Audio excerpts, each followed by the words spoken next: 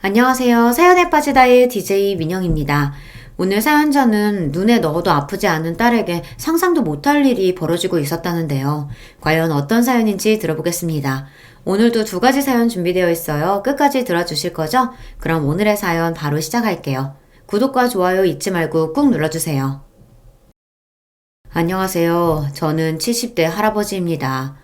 저는 60년 넘게 살아온 동네에서 30년 동안 가정의학과 병원을 운영하다 최근 병원을 아들에게 넘기고 집에서 쉬고 있어요. 평생 공부만 하고 병원 운영에만 신경 쓰고 살다 하루아침에 백수가 돼서 집에 있으려니 아주 여기저기 좀이 쑤셔서 죽겠습니다. 또래 주변 친구들에 비하면 저는 오래 일한 편이기는 해요. 제 주변 친구놈들은 환갑이 되기 전에 진작 다들 하던 일을 그만두거나 퇴임을 했거든요.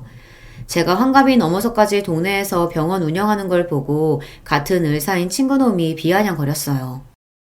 이래서 있는 놈들이 더하다는 말을 하는 거라니까? 건물도 있는 놈이 언제까지 벌어먹으려고 떡하니 자리 차지하고 있어? 누가 돈 때문에 그런가? 일하는 게 좋아서 그러지.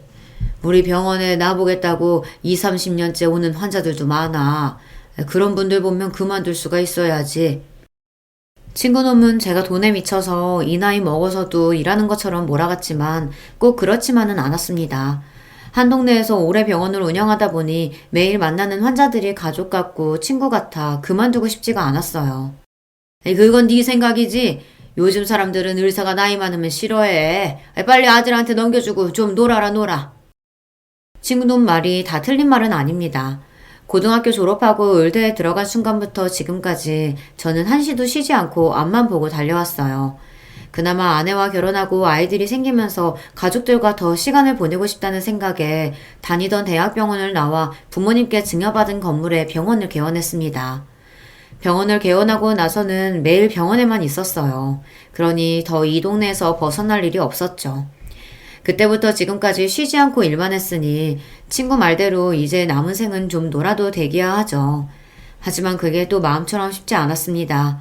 원래 놀아본 놈들이나 노는 거지 저처럼 평생 집, 병원 하던 사람은 일을 그만두면 앞으로 난 뭘 하고 살아야 하나 항상 걱정이 많았습니다. 병원 일 말고는 할 줄 아는 게 하나도 없으니까요. 그러다 보니 이제 쉴 때가 됐다는 걸 알면서도 병원 일을 놓지 못하고 꾸역꾸역 잡고 있었어요. 그때 저와 제일 친한 검사 친구놈이 한마디 했는데 그게 가슴에 와닿았습니다. 우리처럼 평생 공부만 하면서 살아온 놈들이 갑자기 하던 일 그만두고 집에 있으라 하면 오히려 내가 쓸모 없어진 것 같아서 더 우울해. 나 봐라. 직원장들이 다 후배라 나만 보면 선배님 쫓아다니는데 나도 민망해 죽겠어. 근데 어떡해. 아무것도 안 하고 집에만 가만히 있는 게 죽기보다 싫은데. 검사 친구놈은 퇴직할 나이를 넘기고도 더 일하고 싶다는 욕심에 퇴직을 안 하고 검사 자리에서 버티고 있어요. 어린 검사장까지 나서서 눈치를 주지만 꿋꿋하게 버티고 있답니다. 그만두기 싫어서요. 다른 친구들은 지금까지 평생 힘들게 살았으면 됐지 왜 그렇게까지 버티냐고 답답해했지만 저는 검사 친구 말에 100% 공감했습니다. 저도 딱 그런 마음이었으니까요. 평생 제가 배운 일이라고는 환자들 보는 것밖에 없다 보니 저는 할 줄 아는 게 없습니다. 제 입으로 이런 이야기 하기 창피하지만 아내가 없으면 밥도 한 끼 제대로 못 챙겨 먹어요. 그나마 제가 장점이자 단점인 게 집밖에 모릅니다. 다른 친구나 동료들은 병원 일을 하면서도 골프나 테니스도 치고 술도 마시고 하지만 저는 결혼하고 지금까지 줄곧 취미라고는 없이 퇴근만 했다 하면 곧바로 집으로 가요. 술도 안 마시고 담배도 태운 적이 없습니다. 남들이 보면 왜 그렇게 재미없게 사느냐, 그렇게 남자가 취미도 없이 가정에만 너무 충실하면 오히려 아내들이 귀찮아서 더 싫어한다고들 하더라고요. 하지만 어쩌겠어요. 제가 그런 사람인걸요. 병원을 개원하고 나서부터 지금까지 저는 점심은 무조건 아내와 먹습니다. 아이들이 어릴 때는 점심시간이면 집에 들려서 아내와 밥을 먹으며 아이들과 시간을 보냈어요. 아이들이 다 자라고 나서는 아내와 밖에서 외식도 하고 잠깐씩이라도 산책을 했습니다. 아내도 저와 비슷한 사람이라 책 읽고 화분 키우는 거 말고는 딱히 취미생활도 없고 친구도 많지 않아요. 그러다 보니 저와 아내는 서로가 서로에게 배우자이자 가장 좋은 친구였습니다. 둘이 같이 하는 게 제일 좋고 편했어요. 이런 이야기를 하면 사람들이 잘 안 믿어요. 에이, 그건 원장님 생각이신 것 같은데요? 사모님은 혼자 편하게 먹고 쉬고 싶은데 원장님이 자꾸 집에 오셔서 오히려 귀찮으실 수도 있죠. 제가 점심시간만 되면 집에 갔다 오겠다고 하니 함께 일하는 간호사들은 그냥 병원에서 같이 먹자고 했어요. 제가 점심마다 집에 가면 오히려 아내가 더 귀찮아 할 거라고요. 아니에요, 김 간호사님. 우리 어머니도 아버지가 집에 와서 식사하시는 거 좋아하세요. 아들인 저는 오라는 소리 한 번 안 하시면서 아버지는 꼭 집에 와서 식사하시라고 하신다니까요. 어머, 그래요? 암튼 우리 원장님이랑 사모님 금실 좋은 건 알아줘야 한다니까요. 아내와 저는 의대 시절부터 알고 지내 7년을 연애하고 결혼했어요. 요즘에야 오래 연애하는 일이 많다지만 저희 때는 흔하지 않았습니다.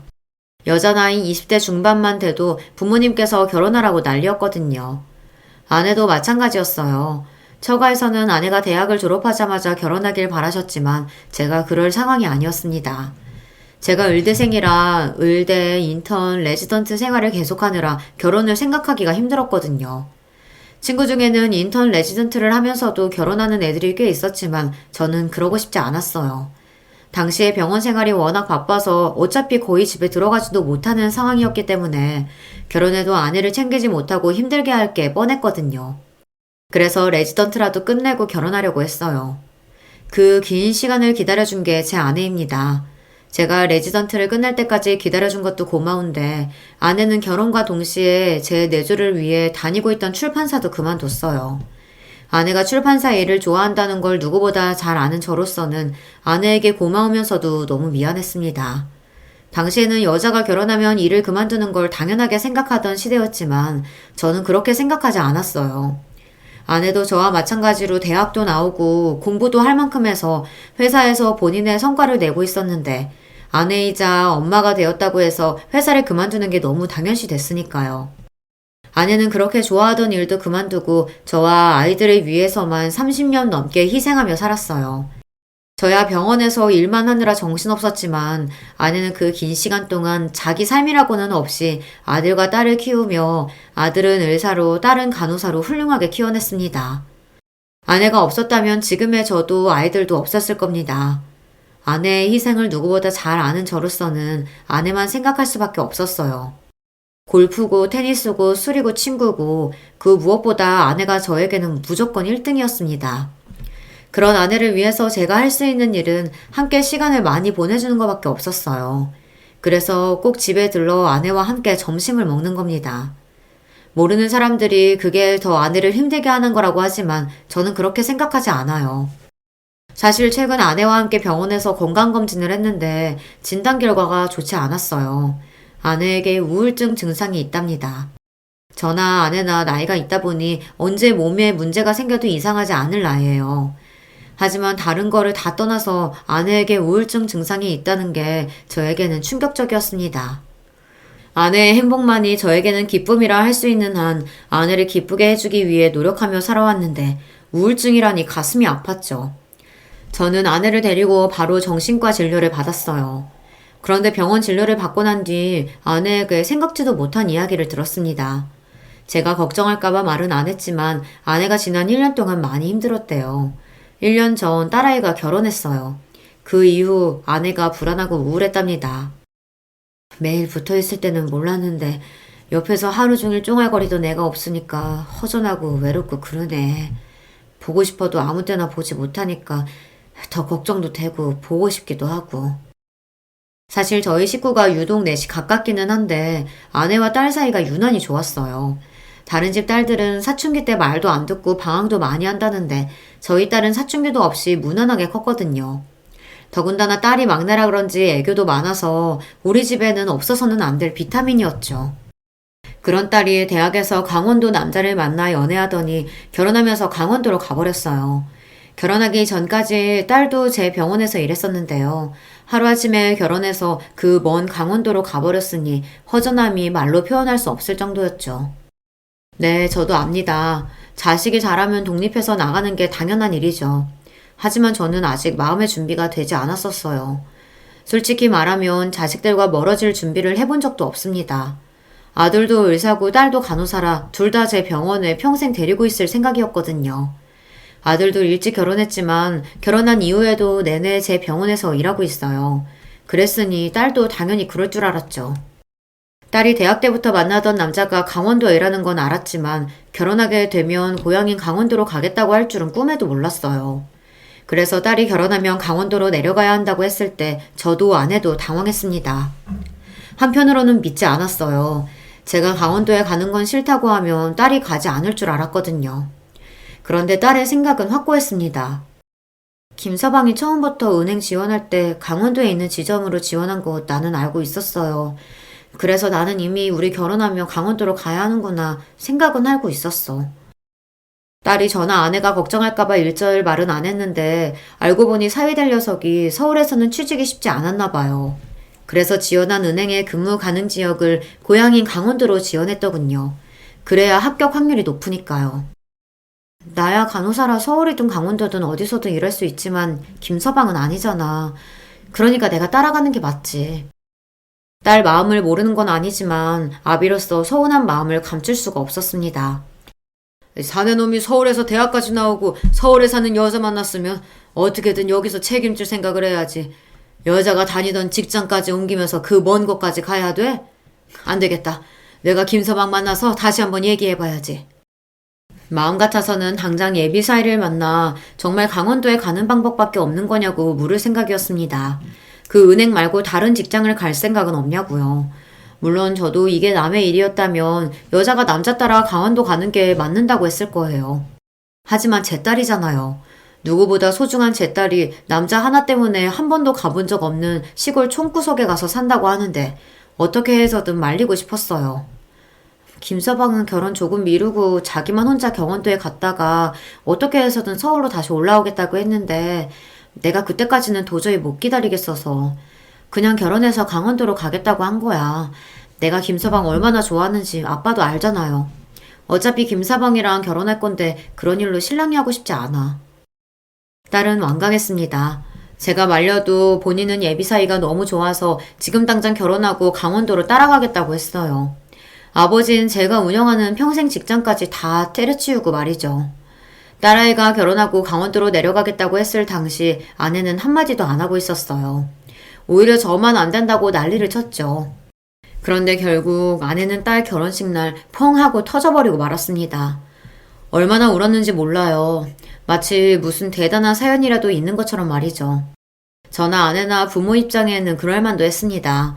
이 결혼식이 끝나고 나면 귀하디 귀한 딸내미가 함께 살던 우리 집을 떠나 강원도로 가버리니까요. 물론 영영 볼 수 없는 건 아니지만 지난 30년 동안 매일같이 품 안에 끼고 있던 자식이 하루아침에 멀리 가버린다고 생각하니 아내도 참을 수 없었던 거죠. 그 모습을 보고 있자니 저도 마냥 좋다고 웃을 수만은 없었습니다. 저도 압니다. 저나 아내가 너무 유난하다는 걸요. 하지만 어쩌겠어요. 이게 진심인 걸 말이죠. 그 와중에 더 서운한 게 딸은 뭐가 그렇게 신이 나는지 결혼식 내내 방실방실 입이 찢어져라 웃고 있었다는 겁니다. 그 모습을 지켜보던 저나 아내는 딸이 저렇게나 좋아하는데 우리도 기분 좋게 보내주자 싶으면서도 가슴 한편이 심큰했습니다. 그렇게 딸을 시집 보내고 1년 동안 저는 아내에게 더 잘하려고 노력했어요. 아빠인 저도 이렇게 딸의 빈자리가 크게 느껴지는데 엄마인 아내는 얼마나 힘들까 싶어서요. 그런데 이게 제가 노력한다고 해서 되는 게 아니더군요. 아내에게 있어 딸은 또 다른 의미이다 보니 아내는 저보다 배로 더 힘들었나 봐요. 아이를 둘이나 낳고 키우는 30년 동안도 걸리지 않았던 우울증에 걸릴 정도로 말이죠. 난 정말 괜찮으니까 점심시간에 무리해서 집까지 오지 않아도 돼요. 당신이 신경 많이 써준 덕분에 좋아졌어. 당신은 이게 병이야. 힘들면 힘들다고 말을 해야지 왜 항상 괜찮다고만 해. 그렇게 매일 참고만 사니까 마음에 병이 생기지. 저는 너무너무 속상했습니다. 무슨 일이 있어도 화도 한 번 안 내고 항상 괜찮다고만 하는 아내가 결국은 마음의 병을 얻었다는 게 너무나도 속상하고 화가 났어요. 아내는 딸이 결혼해서 강원도로 간다고 했을 때도 한마디도 하지 않았어요. 부모로서 속마음은 당연히 딸이 먼 강원도까지 가는 걸 원하지 않았지만 결혼만큼은 딸이 원하는 대로 하게 해주고 싶은 마음에 티를 내지 않았던 거죠. 그러더니 결국은 또 본인이 속병이 난 거예요. 안 그래도 평생 곁에 있던 딸과 하루아침에 떨어져서 지내는 것도 힘든 와중에 몇 가지 일이 좀 있었어요. 사실 딸이 결혼식을 올리고 강원도로 내려가고 나서 반년 사이에 두 번이나 사위랑 딸이 싸워서 울면서 전화가 왔습니다. 둘이 서로 죽고 못 살 만큼 좋아서 강원도까지 내려가 놓고는 자주 다투는 것 같더라고요. 특히나 강원도에 사는 사돈들이랑 딸아이가 사이가 좋지 않은 것 같았어요. 나라고 왜 시어머니 시아버지랑 잘 지내고 싶지 않겠어. 근데 툭하면 병원에서 일하는데 전화해서 오라 가라 하고 안 받으면 병원까지 찾아오시니 나로서는 진짜 미치겠다니까. 시골 사람들은 다 그러는 건지 몰라도 사돈들은 틈만 나면 딸아이가 일하는 병원으로 찾아오고는 한답니다. 사돈은 두 분 다 농사를 지으세요. 사돈 둘 다 그 전까지는 도대체 어떻게 살았는지 모를 정도로 딸아이가 시골에 내려가고 나서는 무슨 일만 있으면 딸에게 전화한답니다. 별것도 아닌 걸로 말이죠. 한 번은 그런 적이 있었대요. 사돈이 사는 집에 화장실 변기가 망가졌는데 한참 병원에서 일하는 제 딸에게 전화를 했답니다. 변기 고칠 사람 찾아서 바로 보내라고요. 상식적으로 그 동네에서 평생 산 사돈들이나 알지. 이제 막 시집가서 강원도에 간 제 딸아이가 화장실 변기 고치는 사람을 어떻게 구합니까? 딸아이는 황당해서 본인이 그걸 어떻게 아느냐고 되물었는데 바깥 사돈이 호통을 쳤답니다. 그걸 왜 모르냐고요. 어른이 말을 하면 알아보는 신용이라도 해야지. 어디서 도박도박 모른다는 소리가 나와? 너희 친정에서는 그렇게 가르치디? 제가 여기 온 지 얼마 안 돼서 아직 잘 몰라서 그래요, 아버님. 급하신 일이면 제가 알아볼까요? 살면서 누구한테 싫은 소리 한 번 안 듣고 자란 아이가 시집을 가자마자 시아버지에게 큰 소리를 들었으니 얼마나 무서웠겠어요. 딸은 애써 알아보겠다고 했는데도 바깥 사돈은 혀를 끌끌 찼답니다. 에휴, 됐어. 급해 죽겠는데 내가 알아보고 말지. 이래서 도시에서 자란 애들은 안 된다니까. 바깥 사돈은 대놓고 딸이 마음에 안 든다는 식으로 이야기를 했답니다. 도시에서만 살다 와서 영 정이 없고 어른 공경할 줄을 모른다고요. 그러면서 친정에서 배운 게 없다는 소리까지 했답니다. 곱게만 자란 저희 딸은 태어나 그런 소리를 생전 처음 들었으니 사돈들이 그런 막말을 할 때마다 말문이 턱하고 막혀 아무 말도 할 수가 없었대요. 거기서 끝이 아닙니다. 사돈들은 그 이후로도 별일 아닌 거 가지고 자꾸만 전화해서 귀찮게 했답니다. 일주일에 서너 번은 툭 하면 불러대서 딸은 병원에서 힘들게 일하고도 시댁에 가야 했대요. 그래서 한 번은 딸아이가 전화를 안 받아버렸답니다. 그날따라 병원이 너무 바빠서 일하면서 일일이 전화받는 게 눈치가 보여서요. 그랬더니 안 싸더니 딸이 일하는 병원까지 찾아왔답니다. 그러면서 한다는 말이 건방지게 시부모 전화를 안 받는다고 소리를 질렀대요. 병원에 불이라도 나서 전화 안 받나 했더니만 멀쩡하게 살아있으면서 시부모 전화를 안 받아? 어머님, 일하는 중에 전화를 어떻게 받아요? 왜요? 또 무슨 일 있으세요? 네 시아버지가 동서문서에 갈 일이 있어서 갔는데 통 직원이 하는 말이 무슨 말인지 못 알아듣겠어. 얼추 점심시간도 된 것 같은데 좀 나와라. 같이 동사무소 좀 가게. 사위도 딸아이가 일하는 병원 근처 은행에서 일해요.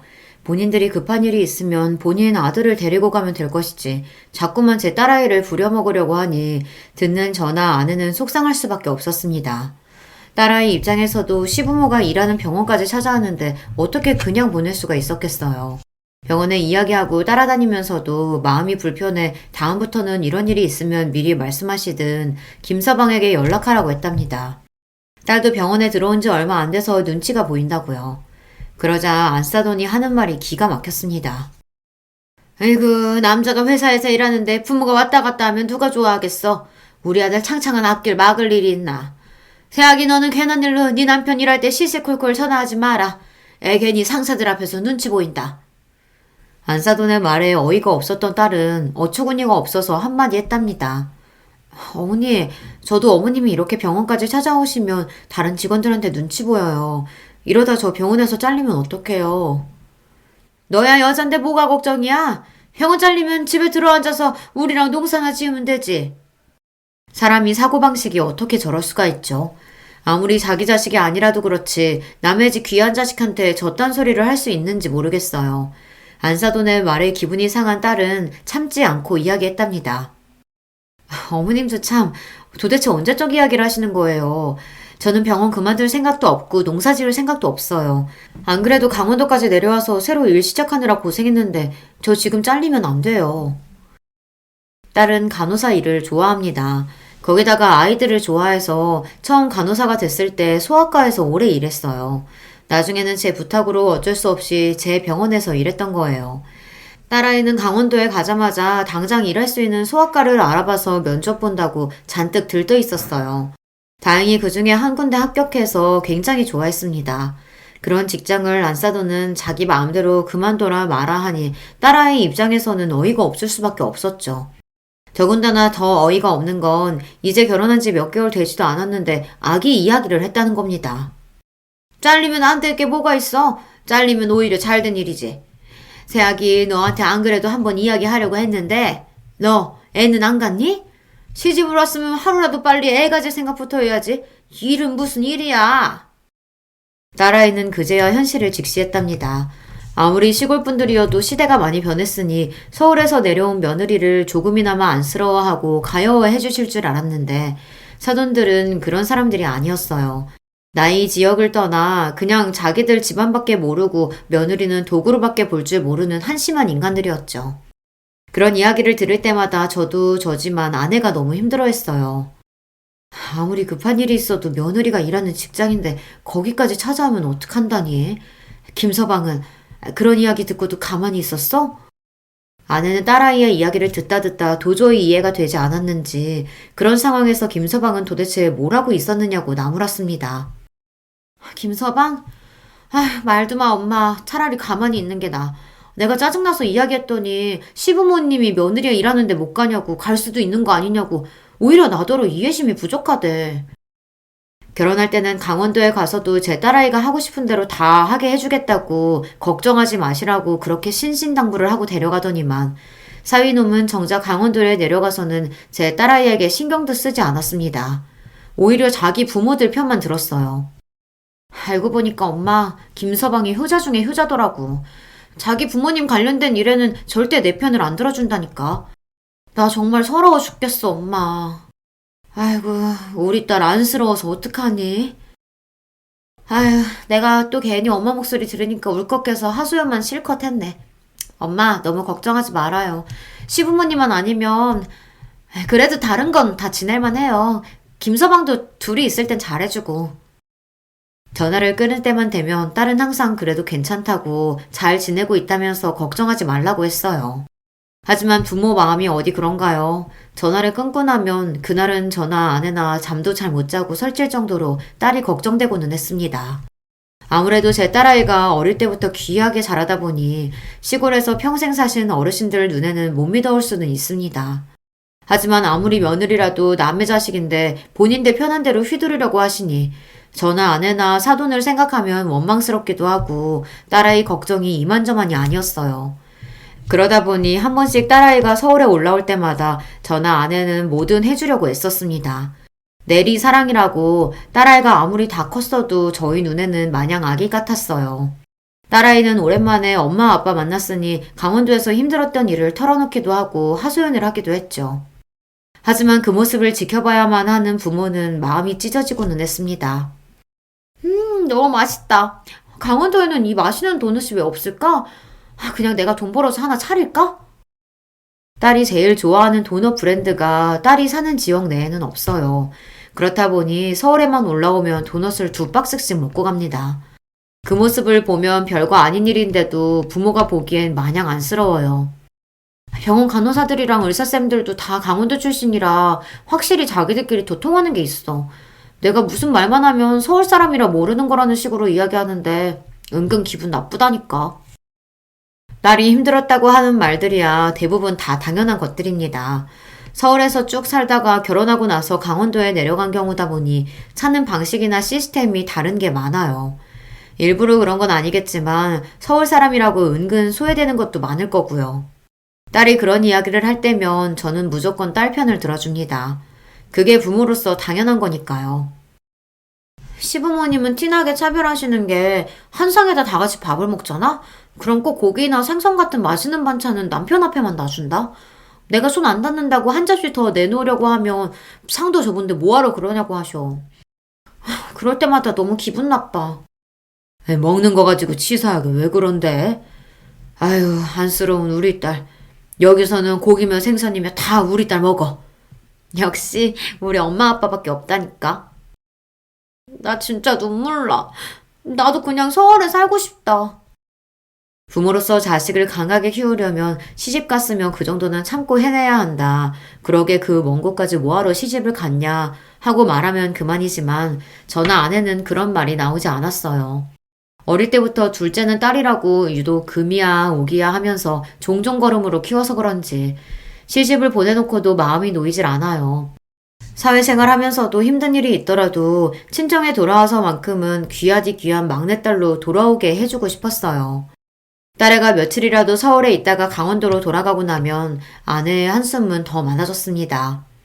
부모 마음이 그렇잖아요. 다 커서 시집까지 보냈어도 걱정되기는 매한가지였어요.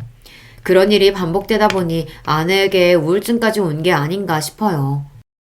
당신 마음 내가 모르는 건 아닌데 애들도 이제 다 커서 자기 짝 만나서 나갔으니 우리가 할 수 있는 일은 곁에서 지켜봐주는 것뿐이야. 막내도 매일 힘들다고 찡찡거리면서도 정작 서울에 올 생각은 안 하잖아. 그런 거 보면 자기 남편이랑은 잘 지내고 있는 거지 뭐. 그러니까 당신도 이제 애들 걱정 그만하고 우리끼리 재미있는 거 좋아하는 거 하면서 삽시다. 제가 말한다고 해서 아내가 하루아침에 애들 걱정을 안 하는 건 아니겠지만 그래도 제가 곁에서 더 잘하다 보면 아내도 분명 좋아질 거라고 생각했어요. 그래서 그 이후로는 아내에게 더 잘하려고 애썼습니다. 딸도 걱정되긴 했지만 저에게 제일 소중한 사람은 아내이니 아내가 딸아이의 빈자리를 덜 느끼도록 제가 힘쓰다 보면 아내의 우울증도 괜찮아질 거라고 확신했죠. 그러던 중 사소한 일이 좀 있었습니다. 제가 그렇게 자식들 일에는 신경 좀 끄라고 해도 아내는 그게 쉽지 않은가 봐요. 얼마 전에 딸내 안싸돈 생일이었는데 아내가 그걸 어떻게 알고는 백화점에서 선물을 사서 보냈더군요. 알고 보니 저는 전혀 모르고 있었는데 딸애가 결혼하고 나서 아내가 사돈들 생일이면 매번 선물을 보냈대요. 아이고, 안 그래도 챙길 사람 많은 사람이 사돈들까지 챙기느라 고생이 많네. 그래서 안싸돈은 선물 마음에 드신대? 연락은 왔어? 아내 성격이 원래 그래요. 꼼꼼하고 차분해서 주변 사람들을 참 잘 챙깁니다. 제가 말 안 해도 항상 병원 간호사들 생일이며 경조사까지 알아서 챙겨준 덕분에 병원 간호사들이 다들 아내를 좋아해요. 덕분에 간호사들도 잘 그만두지 않아서 함께 오래 일하기도 했고요. 아내의 마음 씀씀이를 아는 저로서는 아내가 다 저나 자식들을 생각해서 그런 걸 챙긴다는 걸 알죠. 안 그래도 딸이 사돈들과 잘 지내지 못하니 아내가 더 신경을 썼을 것도 알고요. 그런데 사돈들이 보통이 아닌 게 선물을 받고도 일절 인사 한마디가 없답니다. 그게 사실은 진영이 처가는 내가 사소한 거라도 보내면 항상 바로 연락이 왔거든.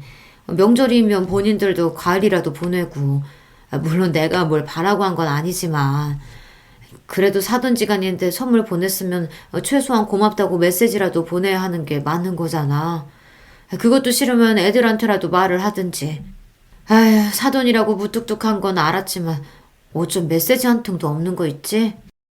아내가 웬만해서 남의 말을 하는 사람이 아닌데 이건 충분히 그럴 만도 했습니다. 아내가 아들 처가에도 생신이나 경조사가 있을 때마다 선물을 보냈다 보니 딸내 시댁에도 그렇게 한 거예요. 그런데 벌써 두어 번 선물이랑 과일을 보냈는데도 통 연락이 없었답니다. 그 소리를 듣는데 저까지도 기분이 상했어요. 사람 사는 게 그렇잖아요. 우리가 뭘 바라고 보낸 것도 아니고 단순히 호의로 보낸 건데 생각이 있는 사람들 같으면 고맙다는 말 한마디 해야 하는 거 아닐까요? 저는 영 마음이 쓰여 사위랑 통화하다가 은연중에 선물 이야기를 했습니다. 자네 장모가 안 싸돈 생일이라고 백화점에서 스카프 사서 보냈다는데 혹시 어머님은 잘 받으셨다니? 작년에도 그렇고 올해도 그렇고 통 연락이 없으신 게 선물이 영 마음에 안 드시는 건 아닌가 걱정이 되네. 제 말에 사위는 놀라서 오히려 저에게 선물을 보냈냐고 되물었어요. 사위도 사돈이 전혀 말을 안 해서 몰랐답니다.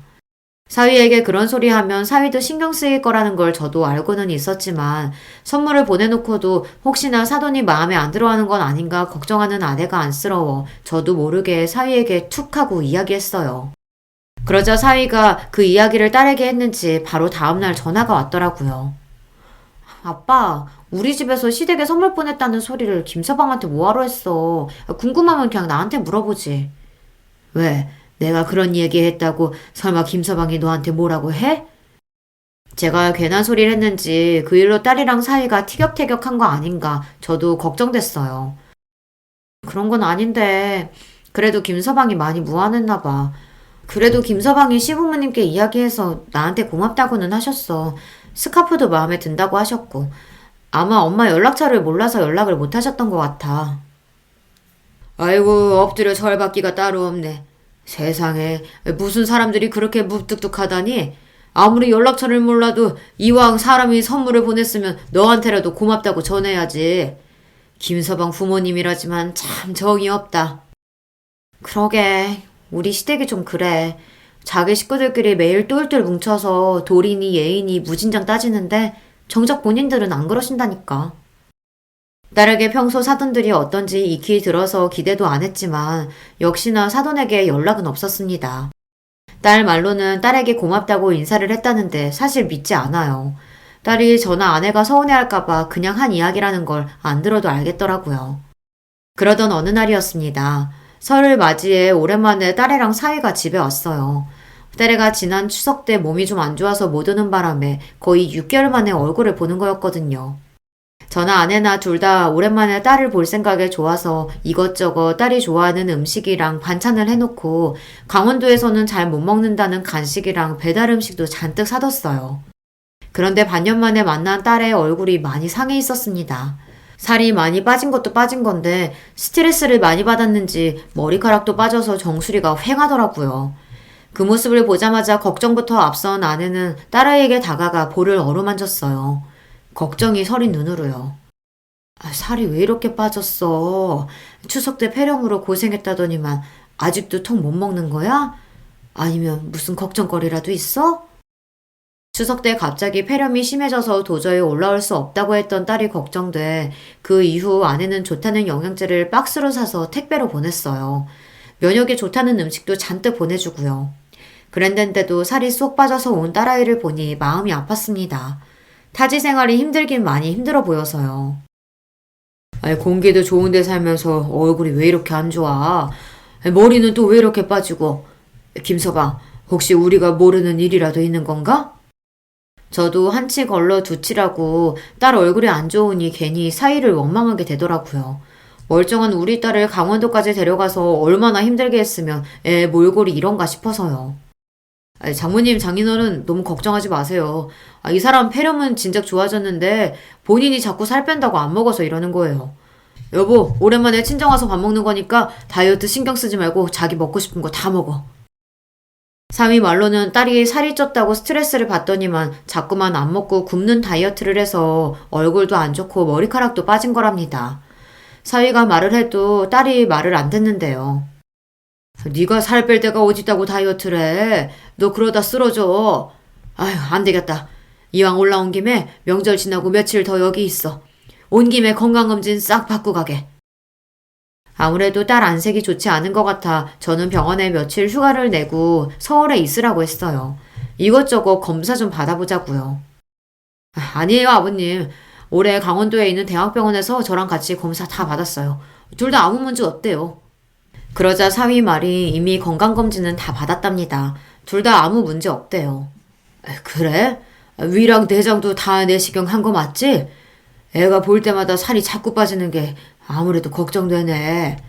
아유, 김서방이 어련히 알아서 잘 챙길 텐데 나도 늙어서 그런가 점점 더 노파심이 드네. 사위가 딸에게 별 문제 없다고 하자 저도 안심이 됐습니다. 그제야 제가 사위 앞에서 너무 유난하게 굴었나 싶더라고요. 이해해요, 아버님. 귀한 막내딸 타지에 내려가 있으니 얼마나 걱정이 많으시겠어요. 저도 딸 생기면 아버님이랑 똑같이 할 것 같아요. 그래도 우리 김서방이 내 마음 이해해 주니까 좋네. 아유, 시장질 할 텐데 얼른 밥부터 먹자. 나이가 들면 자식들도 다 크고 독립해서 더는 걱정할 게 없을 줄 알았는데 아니더군요. 늙은이 노파심에 괜한 걱정이 더 늘어갔어요. 그래도 사위가 저렇게 제 딸을 걱정하며 이야기해주니 마음은 놓였습니다. 그런데 한 가지 걸리는 게 있었어요. 딸아이가 말수가 많이 줄었다는 겁니다. 얼마 전까지만 해도 통화만 했다 하면 30분 내내 혼자 떠들던 아이였는데 최근 들어 저나 아내에게 연락도 자주 안 하고 만나도 말이 별로 없었어요. 표정도 영 좋지 않고요. 이것도 저의 괜한 노파심인가 싶어 명절 동안 딸아이를 좀 지켜보기로 했는데 식사를 하러 가는 길에 이상한 점을 발견하고 말았습니다. 딸애가 앉아있을 때는 몰랐는데 걸을 때 미묘하게 한쪽 다리를 절뚝거리더라고요. 아무래도 이상해서 제가 딸아이의 뒷모습을 유심히 바라보고 있었습니다. 그런데 그때였어요. 딸아이가 중심을 못 잡고 잠시 휘청거리자 사위 녀석이 미간을 확 죽이더니 딸애의 허리를 쿡 찔렀어요. 마치 딸에게 화가 난 사람처럼 인상을 쓰더니 티나게 행동하지 말라고 경고하는 것처럼 보였죠. 그 순간 저는 뒷덜미가 쎄했습니다. 사위 녀석이 평소 저런 성격이 아니에요. 지나칠 정도로 다정하고 자상한 아이인데 갑자기 왜 저러나 싶었죠. 그때부터 신경이 바짝 곤두선 저는 딸과 사위의 행동에 집중할 수밖에 없었습니다. 제가 괜히 과하게 생각하는 걸 수도 있으니 아내에게는 말하지 않았어요. 제가 괜히 이야기하면 아내가 더 걱정할 것 같아서요. 저는 은근슬쩍 딸에게 다가가 속삭이듯 물었습니다. 왜 자꾸 다리를 절뚝거리냐고, 어디를 다쳤냐고요. 그러다 딸이 눈이 휘둥그레져서 고개를 세게 젓더군요. 다치기는 아빠. 그냥 며칠 전에 동네에서 운동 좀 하다가 살짝 삔 거야. 지금은 아무렇지도 않아. 딸은 아무것도 아니라고 했지만 이상했습니다. 제가 병원을 아들에게 넘겼어도 의사는 의사예요. 딱 봐도 딸아이가 걷는 모습이 살짝 삔 정도는 아니었습니다. 그날 밤 저는 사위에게 술을 한잔 하자고 이야기했어요. 평소에도 사위가 술을 잘 못 마시는 걸 알기에 일부러 술을 좀 먹였습니다. 그러고는 사위가 술에 취해 거실에 잠이 든 사이 슬쩍 자리에서 일어나 딸아이에게 갔습니다. 저는 침대에 곤히 잠들어 있는 딸아이를 깨웠어요. 그러고는 절뚝거리던 딸아이의 다리를 만져봤습니다. 제가 발목을 살짝 건드리자마자 딸아이가 아 하고 큰 소리를 냈어요. 순간 저는 하늘이 무너지는 것 같았습니다. 딸, 너 이거 살짝 빈 거 아니지? 아빠가 의사인데 그걸 모르겠어? 사실대로 말 안 하면 내일 너희 오빠 병원에 데려가서 바로 엑스레이 찍을 거니까 얼른 사실대로 얘기해. 낮에 걷는 모습을 뒤에서 봤을 때도 분명 살짝 삔 정도로만 보이지는 않았어요. 적어도 발가락이라도 금이 갔을 거예요. 그 정도로 다쳤으면 병원에 가서 검사하고 깁스라도 해야 하는데 간호사인 딸이 아무런 조치도 없이 저러고 다니는 게 아무래도 이상했습니다. 평소 딸에게 큰 소리 한 번 낸 적 없는 제가 새벽에 자는 딸까지 깨워 그 정도로 몰아붙였으니 딸도 적잖이 당황한 것 같더라고요. 제 말에 우물쭈물하던 딸은 잠시 망설이다가 힘겹게 말을 꺼냈습니다. 왈칵 눈물까지 쏟으면서요. 그러더니 한다는 말이 충격적이었습니다.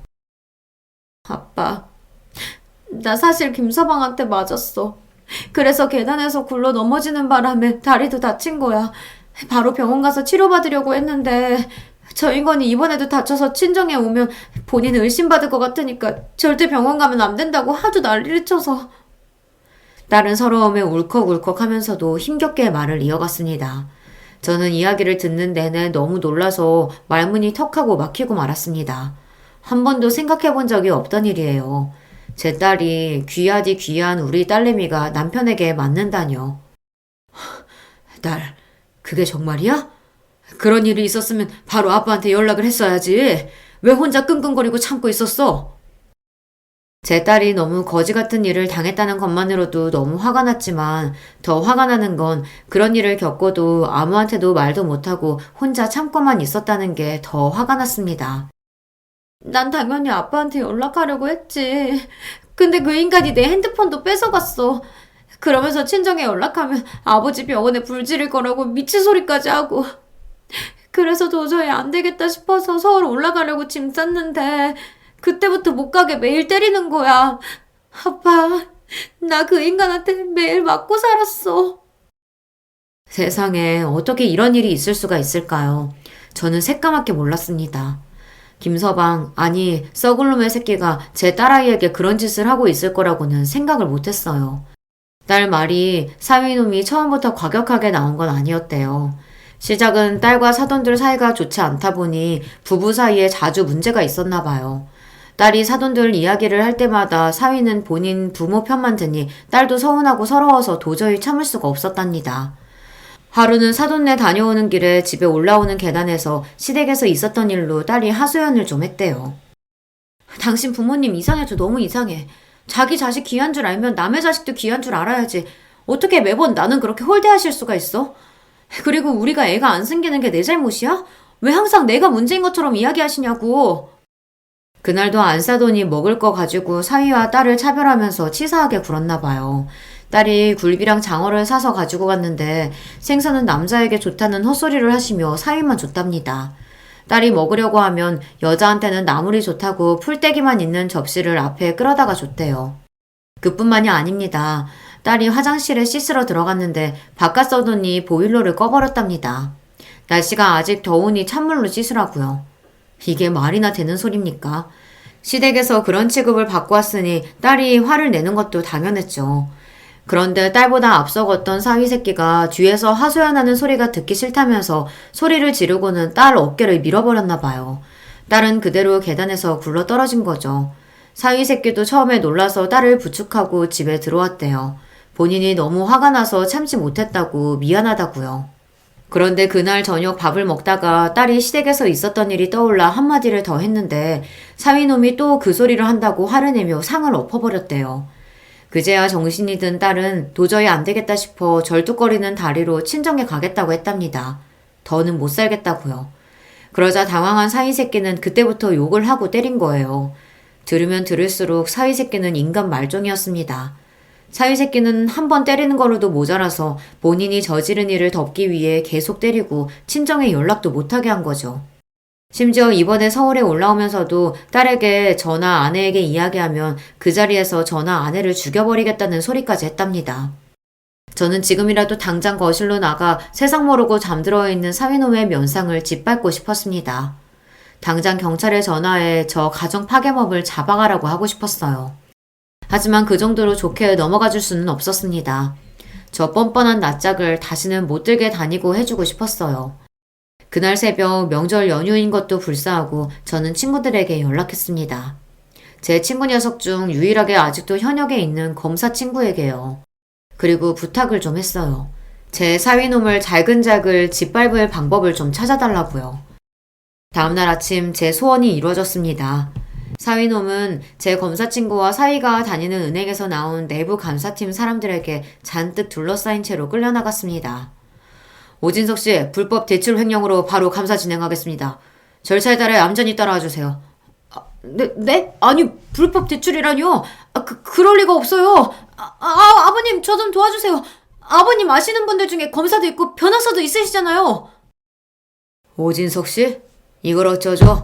내가 바로 그 아시는 분인데. 식구들 깨기 전에 조용히 따라 나오시죠. 그리고 조금 있으면 경찰도 올 거예요. 횡령 조사 끝나는 대로 쓰레기 같은 가정 파괴범으로 조사도 받아야 하거든요. 아유, 바쁘다 바빠. 말도 안 돼. 아버님, 아니에요. 제가 그런 거 아니라고요. 쪼다 같은 사위놈은 제 딸에게 험한 짓을 할 때는 언제고 제 집에서 끌려나가면서는 저에게 도와달라고 울고불고 난리를 쳤습니다. 본인은 억울하다고요. 그 모습을 보는데 저는 절로 미간이 구겨지면서도 웃음이 새어나왔어요. 이게 다 어떻게 된 일이냐고요. 제가 명절날 연휴에 미안함을 무릅쓰고 친구에게 부탁을 좀 했습니다. 40년 넘게 검사로 지낸 친구다 보니 주변에 아는 사람이 많아요. 웬만한 재계의 인사들은 다 압니다. 그런 친구에게 부탁하면 사위새끼 하나 망가뜨리는 건 일도 아닐 거라는 확신이 들었죠. 역시나 제 생각이 맞았습니다. 그 늦은 새벽에 연락했는데도 친구 녀석은 저를 위해 여기저기 연락을 해줬어요. 덕분에 사위새끼 직장부터 해서 주변의 사람들까지 탈탈 털었습니다. 그런데 천만다행으로 오래 걸릴 필요도 없이 사위 직장에서 이미 걸리는 게 있더군요. 이 자식이 아무리 고향이라도 그 먼 강원도 지점까지 지원해서 들어갔다길래 그냥 부모님이 계신 고향으로 간 건 줄 알았더니만 다 이유가 있었더군요.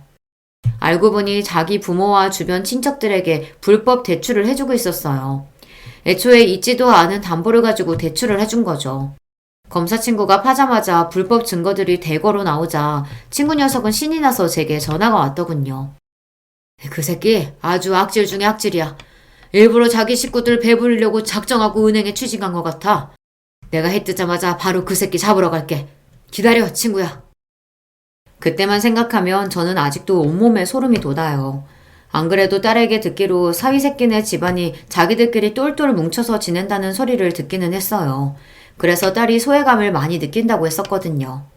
그게 다 이유가 있었습니다. 자기들끼리 작정하고 남의 돈을 가로채고 있었던 거예요. 세상에 저런 부모가 어디 있답니까? 자기들 배불리겠다고 아들에게 저런 더러운 짓을 시키다니요. 검사 친구 덕분에 아직도 술에 취해 고주망태로 누워있던 사위놈은 그대로 끌려갔습니다. 아내와 딸이 자는 사이인 일어난 일이라 저는 딸이 일어나자마자 새벽녘에 있었던 일을 이야기해줬어요. 제 말에 딸은 안도의 눈물을 흘렸습니다. 아빠, 정말이야? 그 인간 잡혀갔어? 그래, 내가 뭘 했어? 아빠가 다 알아서 할 거라고 했지? 너랑 이혼은 당연한 거고 그 자식 은행에서 쫓겨나게 해서 감옥에 보낼 거야. 딸, 이제 걱정하지 마. 아빠가 다 알아서 해. 제 말을 듣던 딸은 제품에 안겨 펑펑 울었습니다. 진작 집에 올 걸 그랬다며 한참을 서럽게 울었어요. 현재 그 일로 미친 사위새끼뿐만 아니라 그 새끼의 부모, 친척까지 모두 다 철저하게 조사를 받고 있습니다. 검사 친구에게 듣기로 사안이 사안인 만큼 구속이 불가피하다는 것 같다고 하더군요. 그리고 바로 얼마 전 딸아이와의 이혼은 빠르게 정리됐습니다. 모든 귀책 사유가 사위새끼에게 있다 보니 쉽게 종결됐어요. 아이가 없는 게 천만다행이었다 싶었죠. 물론 그 일 이후 딸아이는 아직도 마음에 트라우마가 있어요. 당연한 일이죠. 몇 년을 사랑해서 믿고 강원도까지 따라갔는데 그런 말도 안 되는 일을 당했으니까요. 딸은 열심히 치료받으면서 서울에 다시 일자리를 구하고 있어요. 저는 제 병원에서 일하라고 했지만 딸은 혼자 힘으로 홀로서기를 하고 싶다고 소아과에 면접을 다니고 있습니다. 저와 아내는 딸이 원하는 대로 지켜봐주고 기다려주기로 했습니다. 지난 몇 년간 딸에게 벌어진 일들이 저와 아내에게도 견디기 힘든 아픔이었지만 딸에게는 훨씬 더 큰 상처였을 테니까요. 지금까지 그랬던 것처럼 저와 아내는 묵묵히 딸의 곁을 지켜줄 생각입니다. 여러분께서도 저희 딸에게 힘내서 잘 이겨내라고 응원의 댓글 남겨주세요. 그럼 많은 힘이 될 것 같습니다. 끝까지 저의 이야기 들어주셔서 감사합니다. 여러분의 가정에는 언제나 화목한 일만 가득하시길 바라겠습니다.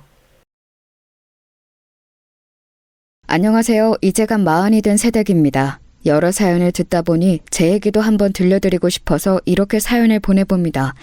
정확히는 저희 시아버지 이야기예요. 세상 둘도 없는 천사 같은 저희 시아버지 말이에요. 적지 않은 나이에 결혼을 하게 되면서 맺게 된 소중한 인연과 또 그 소중한 인연을 지켜드리고자 애썼던 에피소드를 들려드리려고 해요. 저는 대학을 졸업하자마자 인터넷 쇼핑몰을 창업해서 지금까지 그 일을 꾸준히 해오고 있습니다. 처음 창업을 했을 때는 아무것도 몰라서 고생을 좀 했지만 쉬지 않고 주 7일을 몇 년간 열심히 일했더니 어느 순간 사업이 궤도에 오르게 되었습니다. 그렇게 돈은 어느 정도 만졌지만 청춘을 다 바쳐서 일에만 몰두했던 터라 연애다운 연애는 제대로 해보지 못했어요. 그래서 40이 가까워진 나이에도 시집을 못 가고 사무실에만 틀어박혀 있었죠. 그렇게 영원히 솔로로 늙어갈 것만 같던 제 삶에도 핑크빛 봄바람이 불어오더군요. 남편과는 같은 회사에서 만났습니다. 제 회사였으니까 정확히는 제 직원이었겠죠? 사업이 점점 궤도에 오르면서 보다 경쟁력 있는 제품으로 승부해야겠다는 생각에 납품을 받던 방식에서 직접 디자인한 제품들을 생산하기로 마음을 먹었습니다. 그렇게 해서 능력 있는 패션 디자이너들을 사방팔방으로 물색했는데 그때 당시 남편이 자신의 개인 SNS 계정에 올린 포트폴리오가 마음에 들어 컨택을 해보았고 본인이 해보고 싶던 일의 방향과 저희 회사의 비전이 맞는다며 흔쾌히 영입을 할 수 있게 되었습니다. 그때까지만 해도 순수하게 직원으로만 채용했고 철저하게 직원으로만 대했습니다. 그도 그럴 것이 저보다 6살이나 어린 데다가 대표가 남자 직원에게 추근덕대는 것처럼 보이는 게 싫었기 때문입니다. 그런데 아이러니하게도 제가 이렇게 스스로를 통제하고 있었다는 것은 반대로 그 사람에게 마음이 가고 있었다는 것을 반증하는 것이었죠. 처음에는 순수하게 그 사람의 작품 세계만 보고 고용인으로서 매료되었다면 함께 일하게 되면서 알면 알수록 점점 남자로 보이기 시작했거든요. 하지만 먼저 다가설 수는 없었습니다. 그런데 놀랍게도 남편도 같은 생각을 하고 있었대요. 저를 처음 본 순간 첫눈에 반했다고 했습니다. 그렇게 서로에게 끌리고 있었지만 업무 관계라는 장벽에 가로막혀 몇 달을 그렇게 서로 소가리를 했습니다. 하지만 남편이 남자답게 용기 있게 제게 고백을 했고 저희는 그렇게 연애를 시작했습니다. 나중에 지나서야 남편이 말해준 건데 그때 고백할 때는 거의 잘릴 각오를 하고 고백했다고 하더군요. 저는 왜 더 빨리 말하지 않았냐며 타박 아니 타박을 했습니다. 그렇게 저희는 2년여를 달콤하게 연애하다가 본격적으로 결혼 얘기가 오가게 되었습니다. 남편은 어머니가 일찍 돌아가시고 아버지 밑에서 자랐다고 합니다. 시아버지 되실 분은 조그만 시골 학교의 미술교사로 오랫동안 일해오고 계시다고 했습니다. 아버님을 처음 뵀던 날 무척이나 긴장을 했었는데 그런 저를 너무나 따뜻하게 맞아주시던 모습이 아직도 생생합니다. 시아버지는 격동의 1960년대에 태어나 찢어지게 가난한 어린 시절을 보내셨습니다. 어렸을 적부터 화가가 꿈이었는데 붓 하나 물감 한 통 살 돈이 없어서 늘 동네 부잣집 자녀들만 다니는 고급 미술학원에서 버리는 찌꺼기 재료들을 가져다가 그림을 그렸다고 했습니다. 그렇게 고등학교 졸업할 때까지 열심히 그림을 그렸지만 부모님이 비싼 미대 학비를 대줄 형편이 되지 않아 국립대 미술교육과를 지원하게 되었고 그것이 시아버지가 평생 미술교사로 재직하게 된 계기가 되었습니다. 남편은 시아버지로부터 그림의 재능을 물려받아 어릴 때부터 신동소리를 들으며 자랐고 시아버지는 아마 자신의 화가로서 못다 이룬 꿈을 남편이 대신 이루어주기를 내심 바랬던 것 같습니다. 다행히 남편도 그림을 좋아하고 예술가 기질이 있었기 때문에 순수 미술은 아니지만 패션 디자이너라는 영역에 발을 담그게 되어 아버지의 뜻을 이어가게 되었던 것입니다. 남편의 아버지에 대한 사랑은 남달랐습니다. 남편이 어릴 때 어머니가 사고로 돌아가시고 그때부터 쭉 시아버지가 홀로 지내시면서 남편을 키우셨습니다. 시아버지는 돌아가신 아내에 대한 그리움과 더불어 남편이 혹시라도 상처받을까봐 그때부터 쭉 재혼하지 않으시고 혼자 사셨다고 합니다. 지금은 오히려 남편이 좋은 분 있으면 결혼해서 사시라고 제안을 하는데도 끝내 재혼 생각은 없다고 하시네요. 자신의 인생에서 여자는 먼저 간 아내 한 명뿐이라면서요. 정말 로맨틱하지 않나요? 시어머니의 이야기가 나온 김에 두 분이 만나게 된 이야기를 하지 않고 넘어갈 수가 없겠네요. 때는 1980년대 학생 민주화 운동이 한참이던 시절이었습니다. 이제 겨우 신입생 티를 벗은 시아버지는 자신도 이 땅의 정의를 위해 한번 바쳐야겠다는 생각에 시위대에 참가했습니다. 최루탄과 물폭탄 세례를 받으면서도 목청이 터져라 정의를 외치며 그렇게 한몸 불살랐습니다. 하루는 시아버지가 군인들에게 쫓겨 골목골목을 도망다니다가 피할 곳이 여의치 않자 담을 넘어 아무 민가에나 들어가 몸을 숨겼다고 합니다. 내 깜짝이야! 집안에서 빨래를 하고 있던 한 아가씨가 그런 시아버지를 보고서는 깜짝 놀라 소리쳤는데 시아버지는 검지손가락을 입에 가져다 대며 간절한 눈빛으로 아무런 말도 하지 말아달라는 신호를 보냈습니다. 그러던 찰나 그 집의 대문을 쾅쾅 두드리면서 군인들이 들이닥쳤습니다. 실례하겠습니다. 여기 시위대 한 명이 한 명 들어간 것 같던데 혹시 누가 들어오지 않았나요? 시아버지는 재빨리 군인들이 자신을 볼 수 없도록 몸을 한쪽 구석에 숨겼습니다.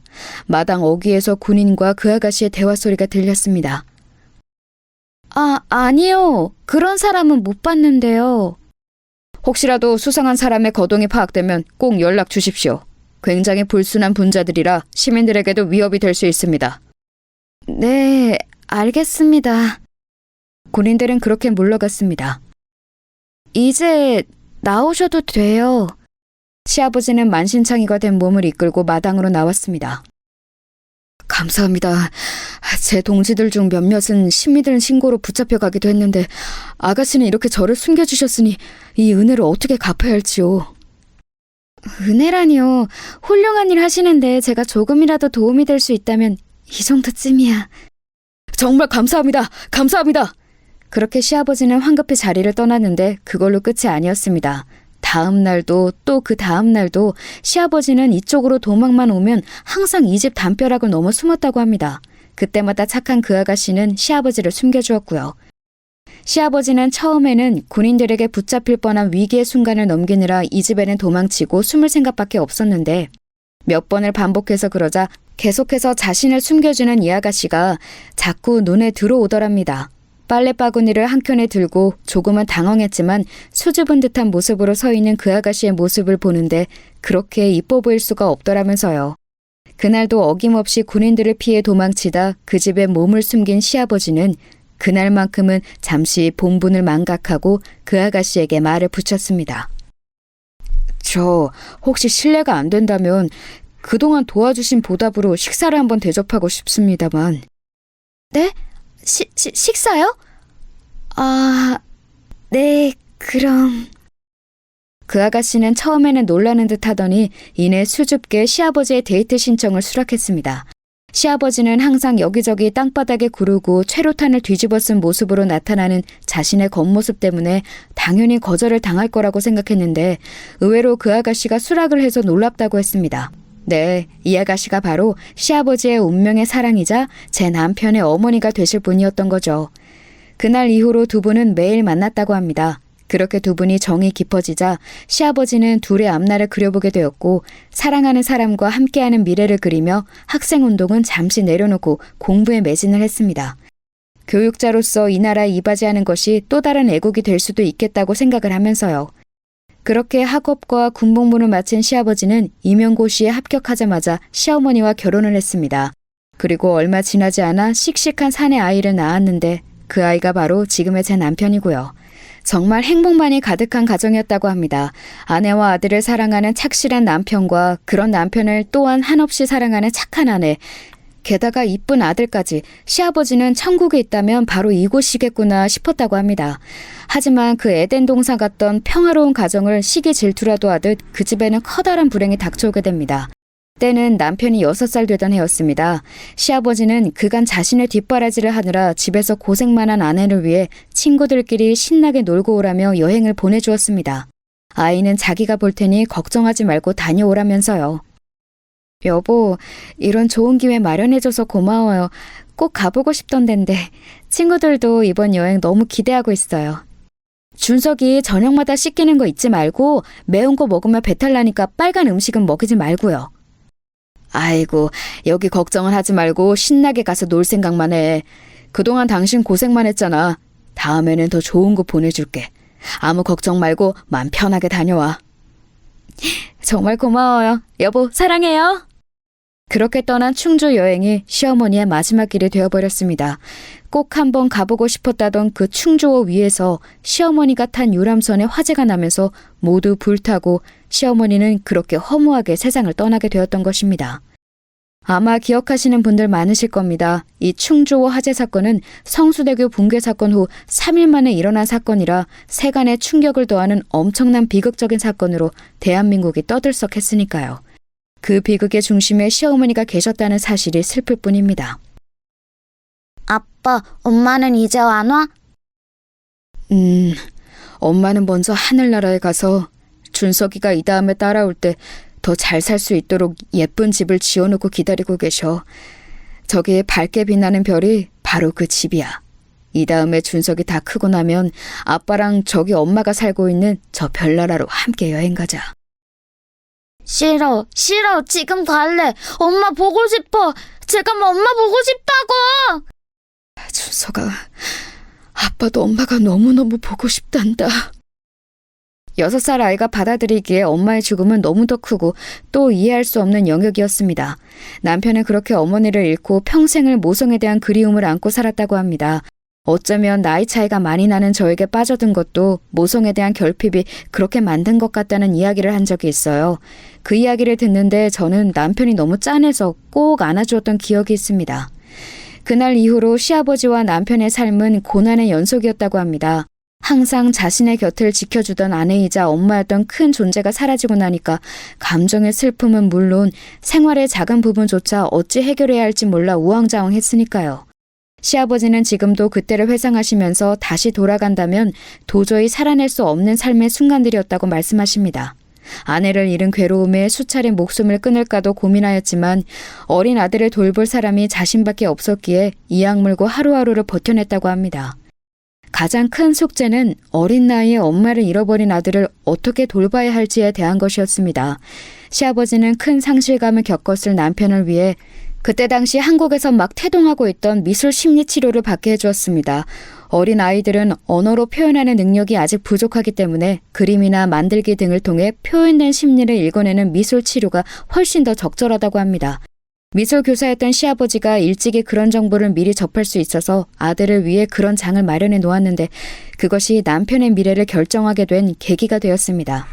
심리 치료를 목적으로 그리는 그림은 화가처럼 잘 그릴 필요도 없고 전문성도 필요치 않기에 치료받는 아이들은 가벼운 마음으로 자신의 마음과 생각을 간결한 그림으로 표현해내는데 남편은 거기서부터 남달랐다고 합니다. 엄마를 잃은 상실감에 대해서 표현한 그림이라던가 아빠에 대한 마음, 학교 생활과 선생님에 대한 생각과 마음을 표현한 그림을 시아버지가 아직도 보관을 하고 계셔서 한 번 본 적이 있는데 이것은 67살 어린아이가 그렸다고 하기엔 너무나 천재적인 그림이었습니다. 그만큼 명확하게 남편의 생각과 내면 상태가 묘사되었기에 치료도 아주 효과적이었다고 합니다. 남편은 아직도 미술 치료를 받던 그 시절이 없었다면 지금의 자신은 없었을 것이라고 얘기하곤 합니다. 이런 남편의 미술 재능을 일찌감치 알아챈 시아버지는 틈만 나면 아들과 함께 그림을 그렸고 부자가 함께한 그 시간들이 아내와 엄마를 잃어버린 그들 각각의 상황을 극복할 수 있는 좋은 치유의 시간이 되었다고 합니다. 이런 돈독했던 부자 관계도 남편의 진로를 놓고 약간은 삐그덕했던 적도 있다고 해요. 서두에서 말씀드린 것처럼 현재 남편은 패션 디자이너입니다. 순수 미술에서 특출난 재능을 보였던 남편이 갑자기 패션 쪽에 눈을 돌린 것은 한창 질풍노도의 시기인 사춘기 때였다고 합니다. 남편은 어느 순간 옷차림과 헤어스타일에 신경을 쓰기 시작했고 그리는 그림도 어느 순간 죄다 옷밖에 없었습니다. 틈만 나면 동대문을 기웃거렸고 어느 때부터는 원단을 사와서 이리 찢고 저리 박음질하고 하면서 스스로 옷을 만들어 보기도 했다고 합니다. 남편이 순수 미술을 전공하기를 바랬던 시아버지는 아들이 잠깐 사춘기 시절에만 저러고 말겠지 했는데 해가 갈수록 점점 더 패션 쪽으로 관심이 기우는 것 같아 내심 불안했다고 합니다. 그러다가 대학 입시를 준비할 때가 되었을 때 남편은 시아버지께 선언을 하게 됩니다. 아빠, 나 결심했어. 나 패션 디자이너가 될 거야. 응? 아니, 너 그림은 안 그릴 거야? 너 이 귀한 재능을 그냥 갖다 버리려고? 아빠, 나는 이게 재능 갖다 버리는 거라고 생각 안 해. 어차피 도화지에 선으로 그림을 표현하는 거나 원단을 가지고 예쁜 옷을 만들어내는 거나 똑같은 예술이잖아. 그렇게 볼 수도 있긴 하지만 이왕이면 아빠가 못 이룬 화가의 꿈을 대신 이루어주면 안 되겠니? 정 안 되면 둘 다 병행이라도 하면서. 에이, 아빠, 날고기는 애들이 지금 이거 하나만 집중해서 지금도 수많은 경쟁 작품들을 만들어내고 있는데 나도 걔네들한테 뒤지지 않으려면 한 가지에만 집중해야지. 준서가 그러지 말고. 평생 아들이 하는 일에 한 번도 반대하지 않으셨던 시아버지는 이번만큼은 완고하게 남편을 계속 설득했다고 합니다. 하지만 남편 역시 뜻을 확고하게 세운 뒤여서 그렇게 시아버지와 남편 사이에는 묘한 신경전이 있었다고 합니다. 이때가 시아버지와 남편이 살면서 겪은 유일한 갈등이었다고 하네요. 그런데 그런 갈등을 해결하게 되는 계기가 또 있었다고 해요. 남편이 고등학교 3학년이 되던 해에 시아버지의 생일날이 다가왔습니다. 그때까지도 진로 문제로 시아버지와 신경전을 벌이고 있던 남편은 아버지를 위해 선물을 하나 준비했습니다. 그것은 바로 개량 한복으로 만든 정장이었습니다. 개량 한복 자체도 굉장한 패션 센스가 있어야 만들 수 있는 건데 그걸 서양식 정장과 접목해서 만든다는 것은 웬만한 재능이 있지 않고서는 불가능한 일이었습니다. 아니, 이게 웬 거냐? 네가 직접 만든 거야? 아빠. 아빠도 학교에서 가끔 양복 입을 일 있잖아. 그때 한 번씩 이거 입어. 남편이 만든 개량 한복 정장이 너무나 고퀄리티여서 시아버지는 많이 놀라셨다고 합니다. 그리고 그걸 학교에 한번 입고 간 날 동료 선생님들과 학생들의 폭발적인 반응에 시아버지는 생각을 달리하셨다고 합니다. 준서가 내가 졌다. 네 말대로 그림을 그리는 것이나 옷을 만드는 것이나 똑같은 예술 분야이고 이쪽 분야에도 이렇게 재능이 넘치는데 그 부분을 내가 가로막아선 안 되겠다는 생각이 드는구나. 하고 싶은 패션 디자인 공부 마음껏 해보거라. 진짜야, 아빠? 고마워. 나 진짜 아빠 실망시키지 않을게. 그렇게 멋진 패션 디자이너로 장성한 아들의 결혼 소식을 들었을 때 시아버지는 벅찬 마음을 감출 수 없었다고 합니다.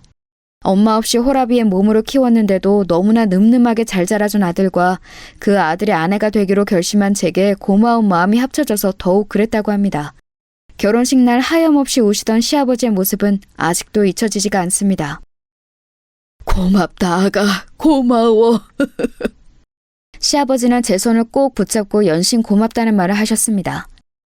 저도 감사해요, 아버님. 저희 정말 행복하게 잘 살게요. 저도 시아버지의 진심이 전해져서 함께 눈물을 흘렸습니다. 제 친구들은 제가 영원히 시집을 안 가고 싱글로 늙어 죽을 줄 알았는데 6살 연하의 훤칠한 훈남을 남편으로 맞이하니까 놀라움과 부러움을 감추지 못했습니다. 그렇게 많은 이들의 축복 속에 치러진 결혼식은 무사히 막을 내렸습니다. 저희의 결혼과 동시에 시아버지의 인생에도 큰 변화가 다가왔습니다. 바로 오랫동안 재직하셨던 교사를 은퇴할 정년이 다가온 것인데요. 시아버지 개인에게 있어서는 자녀의 결혼과 직업의 은퇴라는 큰 변화를 한 시기에 다 맞이하게 되어서 시아버지 당신께서 나중에 회상하시길 말년의 질풍노도의 시기를 다시 한번 겪는 것 같았다고 하셨습니다. 아버님, 은퇴하시고 제일 하시고 싶은 일이 있나요? 나는 있지. 은퇴하며 꼭 세계의 유명한 미술관들을 다 돌아다니면서 살고 싶어. 늙어서 주책일지 모르겠지만 유럽에 가서는 나도 젊은이들 따라서 벽화도 한번 그려보고 싶고 준석이 키우느라 언제고 가야지 계획만 세우고 있다가 세월이 이렇게 흘려버렸구나. 이제야말로 진짜 미루지 말고 한 몇 년간 나갔다 오고 싶어. 너무 좋은 생각이에요, 아버님. 저희가 보내드릴 테니까 편하게 다녀오세요. 아니다. 나는 내 돈으로 다녀올 거야. 그동안 조금 모아놓았던 돈들이랑 이번에 새로 구한 일로 얼마간 모으면 금방 마련될 거다. 네? 일이라뇨? 이제 막 은퇴하셨는데 무슨 일을 또요? 그게 말이지. 시아버지는 은퇴하며 꼭 해보고 싶은 일이 미술관 세계여행 말고 하나가 더 있다고 하셨는데 그것은 다소 뜬금없게도 건물 경비 관리자 일을 해보시고 싶다고 했습니다. 흔히 우리가 알고 있는 그 경비 아저씨 말이에요. 경비라니요? 아니 아버님, 그 일은 계속 밤도 새야 하고 요즘은 인식이 좀 나아졌다고 하지만 아직까지도 갑질을 하는 곳이 많다고 하던데 왜 하필 그런 험한 일을요? 그건 말이지. 시아버지는 계속 말씀을 이어나갔습니다. 시아버지가 찢어지게 가난하던 초등학교 시절 그림은 너무 그리고 싶은데 물감도 붓고 심지어 연필도 없던 그 시절에 방과 후면 몰래 미술실에 숨어 들어가서 거기 있는 재료를 조금씩 가져다가 그림 연습을 했다고 합니다. 하루는 그날도 어김없이 미술실에 몰래 들어가서 재료를 가지고 오던 중이었는데 그만 순찰을 돌던 학교 경비 아저씨한테 딱 걸리고 만 것입니다. 이놈, 너 잘 걸렸다. 도둑질이 얼마나 무거운 죄인지 알지? 너 이놈, 이리 따라오거라. 경비 아저씨는 무섭게 시아버지를 초소 안으로 끌고 가서 무릎을 꿇리고 말했습니다. 너 여기 꼼짝 말고 있어. 경찰 아저씨 불러올 테니까. 이름 얼굴 다 알고 있으니까 도망갈 생각 말고. 아저씨 잘못했어요. 제가 잘못했어요. 한 번만 용서해 주세요. 이렇게 용서를 빌 일이었으면 애초에 저지르지 말아야지. 그림이 너무 그리고 싶어서 그랬어요. 그림이 너무 그리고 싶었다고요. 시아버지는 닭똥 같은 눈물을 흘리며 경비 아저씨에게 자초지종을 얘기했습니다. 그림이 너무 그리고 싶은데 가난해서 연필 살 돈도 없고 그래서 방법을 궁리하다가 미술실 재료를 가져다 쓰면 티도 안 날 것 같고 그래서 저질렀다고 하면서요. 사정을 들은 경비 아저씨는 혀를 차면서 이야기했습니다. 아무리 그래도 학교 비품을 도둑질하며 쓰나. 다시는 안 그럴게요. 한 번만 용서해 주세요, 아저씨. 경비 아저씨는 잠시 고민을 하더니 얘기했습니다. 잘 듣거라. 지금부터 하는 이야기는 너랑 나만의 비밀이다. 알겠지? 시아버지는 눈물을 닦으며 말없이 고개를 끄덕였습니다. 안 그래도 마침 미술실에서 쓰고 남은 버릴 재료들을 소각장에 가져갈 일이 있어서 가던 중에 니놈을 만난 거다. 그 재료들을 다 모아서 물감을 일일이 쫙쫙 쥐어 짜내고 쓰다 버린 붓들은 조금만 재정비하면 그림 연습하기에는 부족함이 없을 게다. 내가 그런 것들은 따로 빼놓을 테니 너는 이제부터 비품 도둑질 하지 말고 나한테 와서 받아가도록 해. 5학년 3반 김성찬. 니놈 그림 잘 그리는 건 전교에 다 소문이 나서 이 아저씨도 다 알고 있을 정도니까. 이 아저씨는 이렇게 그림 잘 그리는 김성찬이가 좀도둑이 되는 걸 보고 싶진 않다. 미래의 훌륭한 화가가 될 놈이 도둑질이나 해서야 되겠어? 아저씨, 감사해요. 감사해요.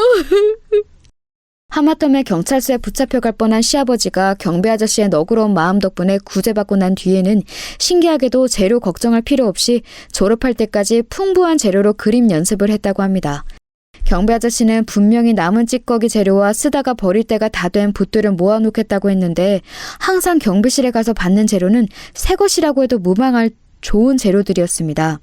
나중에 시아버지가 졸업을 하고 한참이 지나서야 알게 된 사실인데 그 재료들은 경비 아저씨가 항상 새 것으로 사다가 준비해 놓은 재료들이었습니다. 너무 새 것이면 티가 날까봐 경비 아저씨가 조금씩 물감을 짜내고 붓을 몇 번 쓰고 하는 식으로 밑작업을 해놓으셨다고 합니다. 중학생이 되고 한참 지난 어느 해의 스승의 날, 시아버지는 그 초등학교를 방문했다가 더 이상 그 경비 아저씨가 근무하지 않게 되었다는 사실을 알고서는 행정실에 가서 급하게 아저씨의 행방을 물었습니다. 여기 계시던 경비 아저씨 어디 가셨어요? 키 크고 하얀 머리 하신 박씨 아저씨 말이에요. 아, 너가 성찬이구나. 이리 와보거라. 행정실에 있던 직원 아줌마는 다급해하던 저를 자리로 부르더니 서랍을 열어서 고급 화구 세트를 꺼내놓았습니다. 박씨 아저씨가 혹시 너가 찾아오면 전해주라고 하시더라. 그전까지는 구경도 못해본 고급 물감과 붓들을 보면서 놀라고 있을 찰나에 물감 박스 한켠에는 조그만 편지가 놓여 있었습니다. 그 편지 구석에는 성찬이에게 라고 써 있었습니다. 시아버지는 그걸 보자마자 황급히 꺼내서 펼쳐들었습니다. 거기에는 박씨 아저씨가 써내려간 장문의 편지가 있었습니다. 성찬이에게 건방진 좀도둑놈 성찬아, 이렇게 인사도 못하고 떠나게 되어 아쉬운 마음 편지로 전한다. 아저씨는 건강이 많이 안 좋아져서 고향집으로 내려가서 좀 쉬기로 했다. 건강해지면 다시 올라갈 테니 애써 찾지 말거라. 어떻게 중학교 올라가서는 좀 살만하냐? 또 미술실 기웃거리면서 좀도둑질하고 있는 건 아니지? 내가 네 놈 보면 먼저 간 우리 손주가 생각나서 너에게도 마음이 갔었다. 우리 손주놈도 그림 그리는 걸 참 좋아했었지. 그 녀석이 교통사고로 비명 횡사하지만 않았어도 내가 일을 그만두고 이렇게 시골 학교에 경비를 하지는 않았을 거야.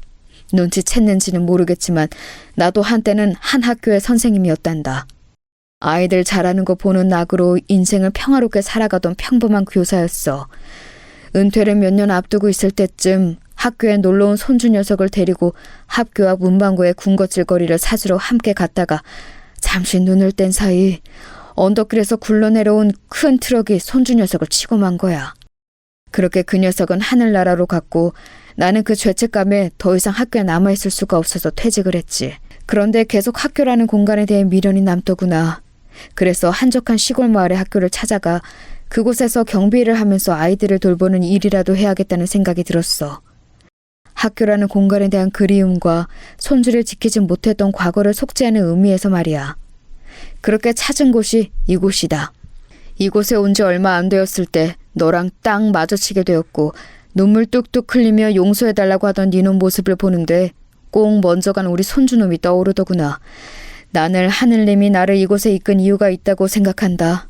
부디 열심히 그림을 그려서 못다 이룬 우리 손주의 꿈도 대신 이뤄주고 미처 다 속죄하지 못한 이 하레비에 남은 속죄의 목도 성찬이 네가 깨끗이 씻어주렴.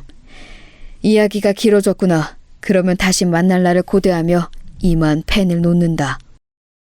길게 써내려간 편지를 읽고 있던 시아버지의 눈에서도 수도꼭지를 튼 듯 눈물이 주르륵 흘러내렸습니다. 그것을 발견한 행정실 직원 아줌마는 황급히 달려와서 물었습니다. 예, 괜찮니? 무슨 일이야? 아저씨가... 박씨 아저씨가... 자초지종을 들은 행정실 아줌마는 이야기를 하나 더 덧붙였습니다. 그것은 앞서 말한 물감에 관한 이야기였습니다.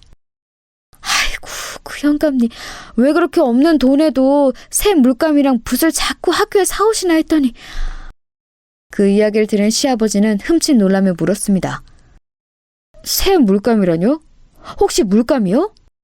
무슨 물감은 넣어준다고 산 물감이지. 맨날 우리 손주놈 줄 물감이에요 하면서 꼭 끄라고 다니셨지 뭐냐? 네? 그러면 그 물감들이 다 새거? 아저씨! 미술실에서 버릴 것들은 모아서 제공해주겠다는 물감이며 붓들이 사실은 경비 아저씨가 사준 새 것이라는 걸 알게 되자 시아버지는 그 자리에서 오해를 하며 울었다고 합니다. 그 이후로 경비 아저씨의 행방을 오랜 세월 수소문했지만 찾을 수 없었다고 합니다. 오죽하면 빨리 유명한 사람이 되어서 TV는 사랑을 싣고에 나와서 아저씨를 찾고 싶을 정도였다고 합니다. 정말 나중에 성인이 되고서도 한참 지나서야 아저씨의 친척들과 연락이 닿아서 소식을 듣게 되었는데 그때 당시 이미 학교를 떠나실 때쯤에 불치의병으로 요양을 하러 떠나신 거였고 얼마 지나지 않아 세상을 떠나셨다고 합니다. 시아버지는 그 소식을 듣고 역시 한참을 슬픔에 잠겨 지내셨다고 해요. 시아버지는 영화 파인딩 포레스터 이야기를 자주 하셨습니다. 파인딩 포레스터는 주인공 남자아이가 포레스터 아저씨의 도움을 받아 점점 성장해 나가는 이야기인데요. 저도 시아버지의 추천을 받아 뒤늦게 보게 되었는데 정말 재미있는 영화이니 혹시 안 보신 분들이 있다면 꼭 한번 보시길 바랍니다. 아마도 시아버지가 이 영화 이야기를 자주 했던 것은 주인공들 도와줬던 포레스터 아저씨에게서 자신을 한없이 도와주던 경비 아저씨가 생각이 나서 그러셨던 것 같아요. 그만큼 어릴 적 강렬했던 경비 아저씨의 기억이 시아버지 기억 속에 남아있던 것입니다. 나도 그 박씨 아저씨처럼 세상에서는 주목하지 않는 자리일지 모르지만 내 도움이 필요한 사람들 곁에서 내가 받았던 사랑을 한없이 베풀면서 한번 살아보고 싶어. 혹시 모르지? 어린 날에 이 김성찬 같은 사람을 내가 또 만나게 될지? 시아버지는 긴 회상을 마치며 자신이 꼭 해보고 싶었던 경비 관리자 일에 대한 포부를 밝히셨습니다. 이왕이면 자신에게 도움을 주었던 박씨 아저씨처럼 학교의 경비 관리자로 일을 구했으나 그 자리는 이미 다 차게 되어서 일반 건물의 경비를 찾고 있다고 하시더군요. 아버님 마침 잘 됐네요. 제가 아는 곳에 경비 관리자 한 명이 결혼이 생겨서 구하고 있다고 하던데 한번 지원해 보시겠어요? 응, 그래? 좋지. 내가 며느리 덕 톡톡히 보는구먼. 마침 제가 아는 건물에서 경비관리자 한 분이 막 퇴사를 하셨고 그 건물에서 기본적인 일을 배우시다 보면 나중에 학교 경비관리자로 근무하게 되셔도 수월하실 것 같다는 생각에 시아버지께 제안을 드렸습니다. 시아버지는 더 지체할 필요도 없다며 다음날 바로 면접을 보러 가셨고 워낙 공무원으로 오래 성실하게 재직하셨던 경력이 인정을 받아 바로 합격을 하시고 근무를 하시게 되었습니다. 저는 시아버지의 다사다난했던 지난날에 대한 위로와 앞으로의 새 출발에 대한 응원의 마음을 담아 고급 과일 꾸러미를 한 다발 사서 가져다 드리기로 계획했습니다. 사실 시아버지가 근무하는 첫날 그것들을 드리면서 응원하고 싶었는데 갑자기 회사 업무가 바빠지기도 했고 준비하기로 했던 고급 과일들의 수입 물량이 딸려서 다음 달에나 들어온다는 소식을 들었습니다. 어영부영 시간이 흐르다 보니 시아버지가 경비관리자 일을 시작한 지 2달이 되어서야 과일 바구니를 들고 찾아뵙게 되었는데 저는 좀 더 일찍 찾아뵙지 못하고 그제서야 찾아뵙게 된 것을 무척이나 후회했습니다. 왜냐하면 그날 입에 담지도 못할 황당한 일을 경험하고 말았거든요. 시아버지가 일하시는 건물에 도착을 하니 마침 시아버지가 앞선 차량에 주차 안내를 하고 계셨습니다. 안녕하세요. 어떻게 오셨나요? 네, 저의 이 건물 6층 방문 차량인데요.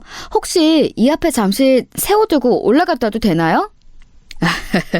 원래 6층은 방문 차량은 주차를 할 수 없게 되어 있는데 얼른 갔다 오신다고 약속하시면 제가 여기 한켠에 잠시 세울 수 있게 해드리죠. 네, 얼른 다녀오겠습니다. 감사합니다. 멀리서 지켜보는 시아버지의 모습 역시 평소 천사와 다를 바 없는 따뜻한 모습 그 자체였습니다. 천사가 얼마 전까지는 선생님 옷을 입고 있다가 잠시 또 경비 아저씨 옷을 입고 있는 것 같았다고나 할까요? 그런데 그 평화를 깨는 한 목소리가 들려왔습니다. 어이 김씨, 일로 와봐. 날카로운 목소리로 시아버지를 부르는 목소리가 들리는 쪽을 돌아보니 웬 시아버지보다도 나이가 한참 어려 보이는 남자가 손짓을 까딱까딱하면서 시아버지를 자기 쪽으로 부르지 않겠어요?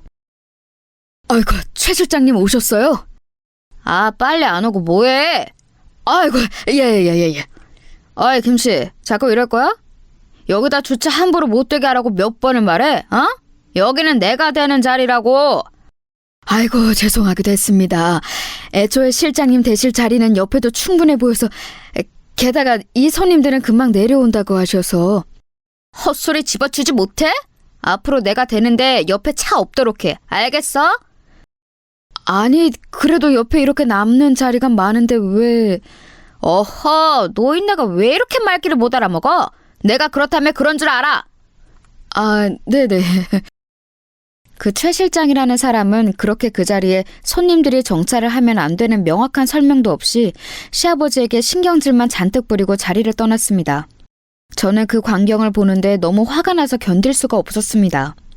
아무리 자기가 직급이 높아도 자기보다도 나이가 훨씬 많은 사람에게 대하는 태도가 너무 무례하지 않나요?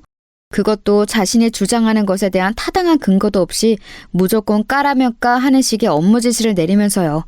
저는 이대로 넘어가면 안 되겠다 싶어서 얼른 제 차를 가지고 입구로 들어섰습니다. 네, 어서 오세요. 응? 아니 아가, 네가 여기 어쩐 일이냐? 아버님, 제가 더 일찍 찾아뵀어야 하는데 이제야 찾아뵙게 되었네요. 더운 날 일하시기 많이 힘드시죠?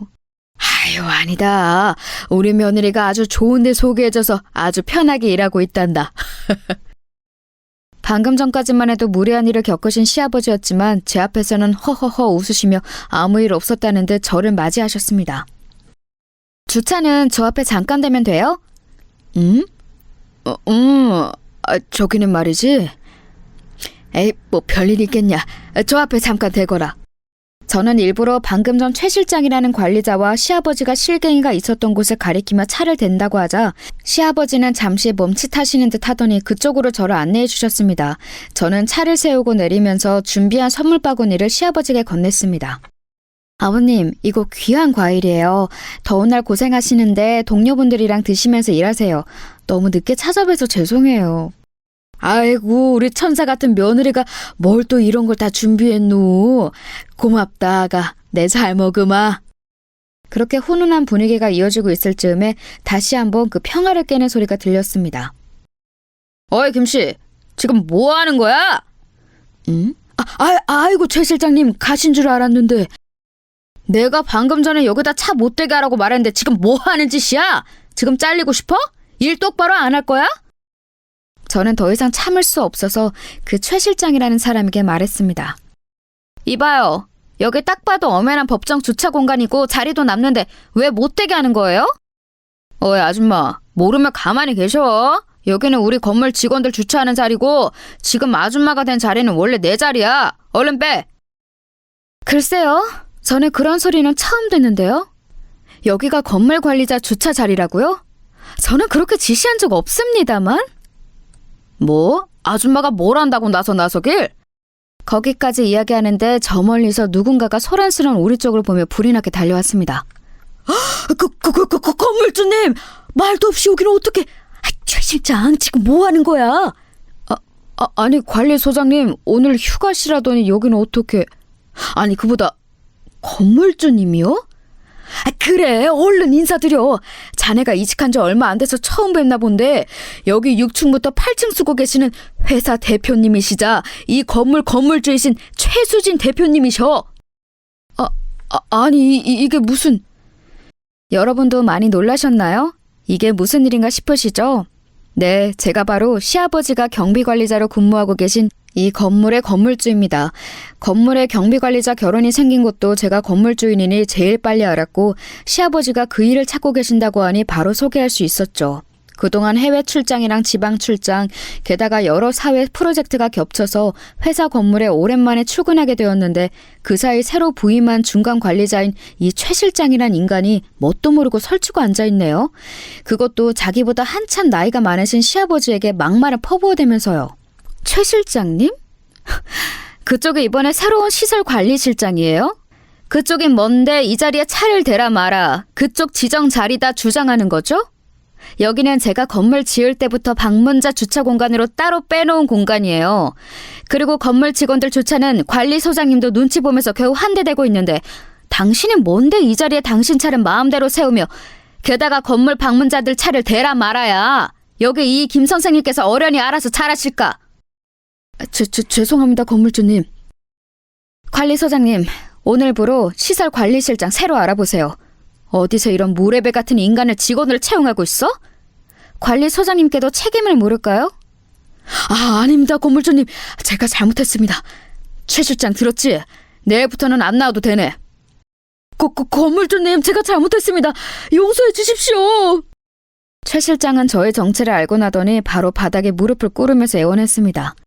제가 경솔했습니다. 한 번만 용서해 주십시오. 먹여 살릴 처자식들이 있습니다. 제발요, 건물주님. 먹여 살릴 처자식 있는 분이면 행동을 좀 더 조심하셨어야죠. 다른 직장 알아보세요. 아버님, 이따 뵐게요. 편하게 근무하시고 불편한 거 있으면 언제든 얘기하세요. 저는 일부러 최 실장이 들으라는 듯 시아버지께 인사를 드리고 획 돌아서서 사무실로 올라갔습니다. 건물주님, 제가 잘못했습니다. 건물주님. 애걸복걸하는 최 실장을 뒤로 하고 저는 제자리로 돌아와 앉았습니다. 감히 천사 같은 제 시아버지에게 이딴 식으로 무례하게 굴다니 잘려도 싸지요. 이쯤 되면 제가 어떻게 이 건물의 건물주가 되었는지 궁금하시죠?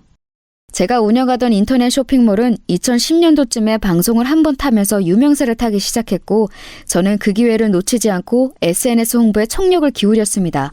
2010년 되면은 많이들 들어보셨을 페이스북이나 인스타그램이 막 붐을 일으키던 시기였거든요.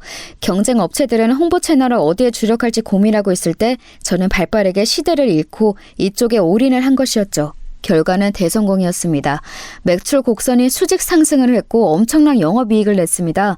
저는 거기서 그치지 않고 그것을 기반으로 과감한 부동산 투자를 감행했습니다. 몇 번의 매수와 시세 차익을 얻고 되파는 과정을 거치고 나니 어느새 자체 사옥을 가진, 그것도 관리부를 따로 둘 정도의 큰 규모의 건물을 가진 인터넷 쇼핑몰로 급성장을 해 있더군요. 이 정도 건물주면 일개 시설관리실장이 깨갱하고 무릎을 꿇을만 하죠. 제가 웬만해선 재산 자랑도 잘 안 하고 그걸 근거로 사람을 찍어 누르지도 않지만 제 가족에게까지 무례하게 구는 사람은 혼쭐을 내줘야 직성이 풀리거든요. 그래서 이번만은 못 참고 실력 행사를 좀 했습니다. 그런데 잠시 후 제 비서로부터 전화가 왔습니다. 대표님, 잠시 1층 경비 아저씨가 뵙겠다고 찾아왔는데요. 네?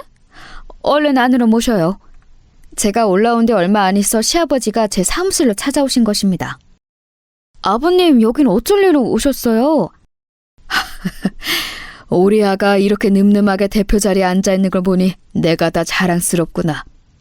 내가 올라온 것은 다름이 아니고 그 최 실장 있지 않니? 아, 네, 아버님. 제가 신경 못 써드려서 죄송해요. 미리 상황 파악하고 있었어야 하는데 다시는 이런 일 없도록 할게요. 정말 죄송해요. 아니, 그게 아니고 그 최 실장을 이번 한 번만 용서해주면 어떻겠니? 네? 그게 무슨 말씀이세요? 저뿐만 아니라 아버님한테도 그렇게 몰상식하게 굴었는데 그런 인간을 용서해주자고요?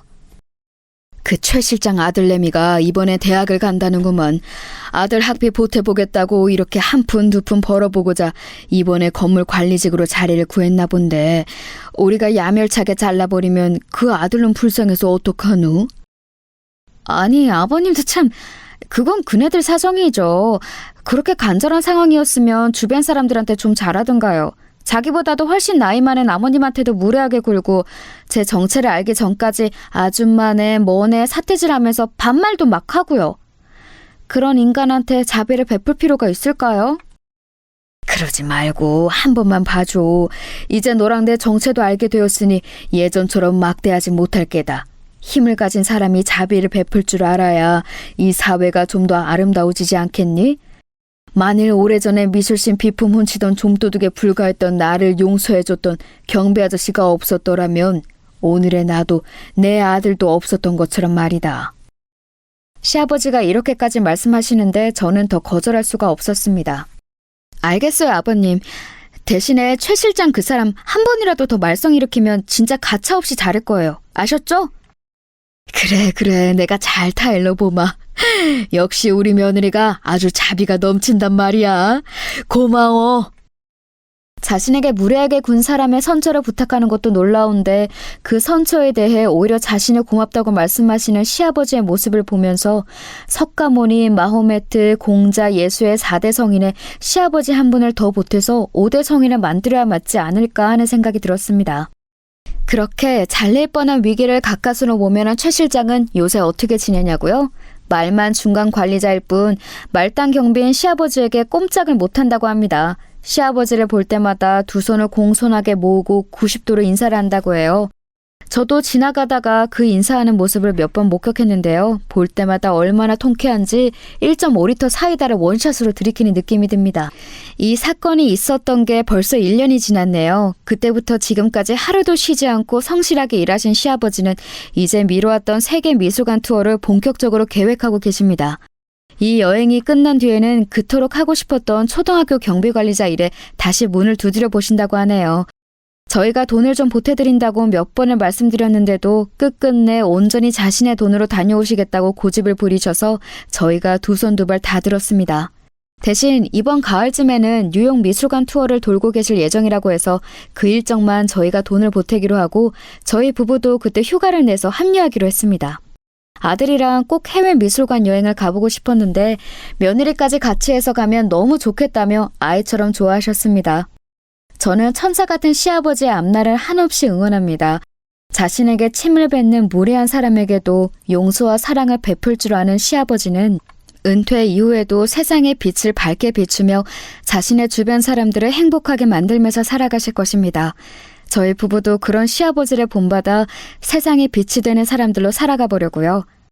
제가 준비한 사연은 여기까지입니다. 모두 좋은 하루 보내세요.